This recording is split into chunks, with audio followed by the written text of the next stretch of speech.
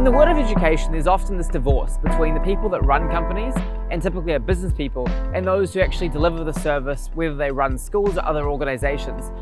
This divide is okay, but it's fundamentally problematic because it's very hard for this business leader to actually know what the students actually want, because many of these leaders don't actually talk to students very often. They don't really deeply understand the pain points. Many of them haven't actually walked the journey the student's been through. At Crimson, we're totally different. If you've got a good idea and you're solving a real problem, you can really have unlimited scale in how big you can build that organization. And if you find a way to genuinely improve people's lives with your product or service, there's so much opportunity to grow this thing. It involves building an amazing team of people around the world. It involves continuous innovation. It's full of competition, challenge, and excitement, and all those dynamics are really thrilling.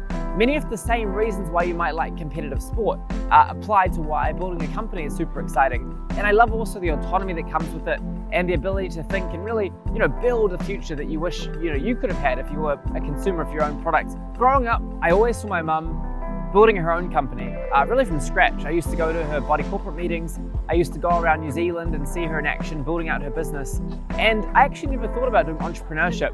But when I was in high school, I launched my first business, which was helping to put iPad stands in cars when the iPad first came out.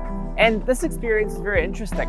I also launched actually a party company where I would rent security guards, strobe lights, DJs, and I would run these parties often at my house or other venues. And that was pretty interesting too, thinking about finding themes, bringing people together, and the entrepreneurial aspects of it.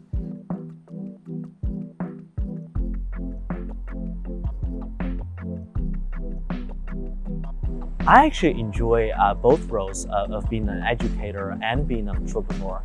When I'm an educator, I focus on building that specific mentor-mentee relationship with a particular student, trying to understand their strengths, their areas for development, helping them to come up with a plan so that they can continue to unlock their potential and really be motivated and inspired to become a greater version of themselves. So that's what I really enjoy being a personal mentor. But at the same time, when I'm an entrepreneur, when I'm a manager, I work with my team, inspire my team, help them to identify challenges we have and come up with innovative ways to overcome those challenges. Both of these roles require creativity, require sympathy, require the ability to inspire, but they are rewarding in their own ways.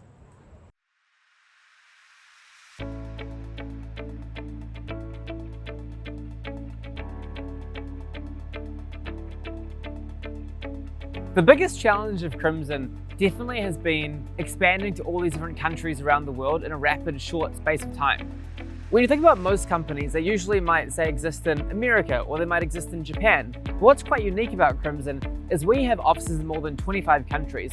We have country managers that have built out full local teams in each geography. So when you come and visit, for example, Crimson in Japan, you'll meet our amazing Japanese team that are fluent in Japanese, that often grew up in Japan and know the market very well. The same thing's true in Russia. The same thing's true in, for example, New Zealand. And having the willpower within our organization to actually push into these different new geographies and expand the operations and figure out how you can actually connect to students locally, find local partners, navigate new cultural dynamics. That's been definitely challenging, and we've invested a lot of capital and time and energy in getting that right in these different markets.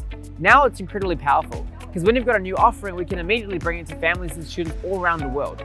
Education is something that is a really high trust experience, so there aren't many experiences in education you just want to go online and just purchase. Because we've got an amazing team around the world, families can come in and actually meet Crimson in person if they want to, or at least online but from one of our local branches, and get to know us well and feel that local understanding and connectivity. That international expansion has been critical to success, but nailing it's been one of our hardest and most rewarding journeys as we've expanded over the last 10 years.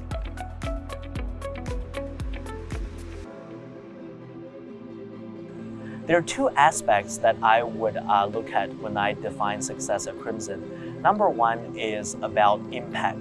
It's about whether we are delivering on our mission, which is to increase the accessibility of college education to students around the world.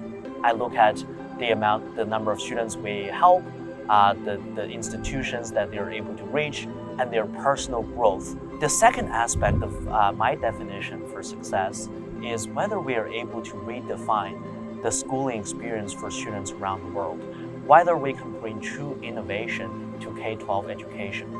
At Crimson Global Academy, we're investing heavily into our technology, making high-quality international education accessible in a personalized manner to students in 20-plus countries.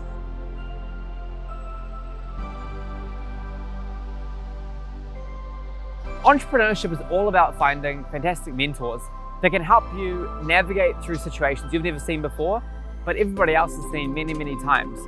So this comes from everything from raising capital, to hiring staff, to expanding into a new region, to launching a new product, to building an engineering team. In entrepreneurship, your unique idea might be special, but the way in which you bring it to the world is often very repetitive to other types of companies and organizations. So every year I have new mentors that come into the Crimson journey, but there are some really consistent voices, consistent figures that have helped guide me. One key mentor who actually recently passed away was Julian Robertson, the founder of Tiger Management, one of the world's most legendary hedge fund managers.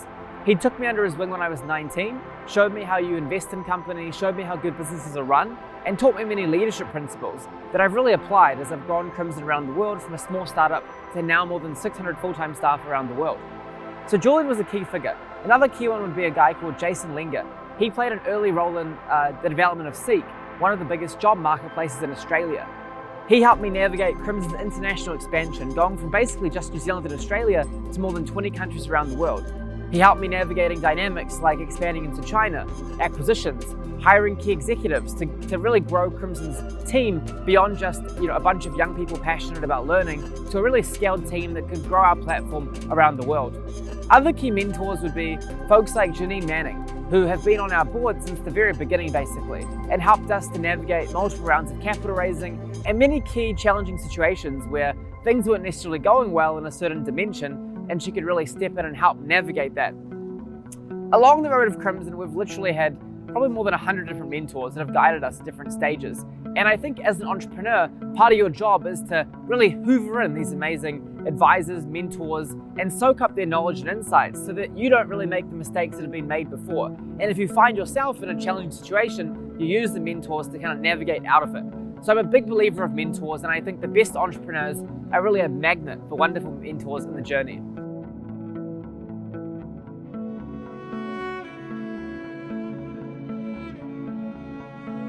For the past 10 years, I was very fortunate to receive mentorship from a lot of very inspirational individuals that have been very, very helpful to me. I guess the first person was actually my co-founder, Jamie. I was able to learn a lot from him in terms of entrepreneurial strategy, problem solving, even communication skills and negotiation skills. So he's been a tremendous peer mentor to me. And I've come across many other mentors as well. For instance, Professor Nicholas Dirks, who used to be the executive vice president of this very institution at Columbia and a former chancellor of UC Berkeley. He's also been very helpful as one of the, experts in American higher education. He's shared with me a lot of insights in terms of how we can grow our business, how we can increase access to university education around the world. I was able to learn a lot, and that's actually one of the most amazing aspects of being an education entrepreneur.